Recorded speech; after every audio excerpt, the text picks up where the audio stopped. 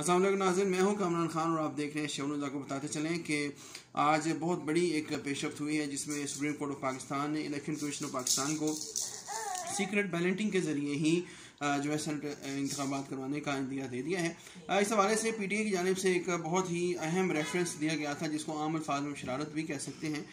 वो ये था कि ये जो सेनेट इलेक्शन है ये ओपन बैलेटिंग के जरिए करवाए गए। इस मकसद के लिए उनके पास 2.5 साल मौजूद थे, लेकिन उन्होंने कोई काम नहीं किया। अब जबकि PDM की जमातों में इत्तेहाद हो रहा था, उन्होंने अपने अरकान को बचाने के लिए जो है ये तमाम तर जो है कानून साजी करने के लिए मुआवनत भी मांगी, कोशिश भी की, लेकिन उसमें उनको कोई कामयाबी नहीं मिली। इसी तरह जो है जस्टिस शहरियार अफरीदी जो है उन्होंने सिर्फ इख्तलाफी नोट जो है लिखा।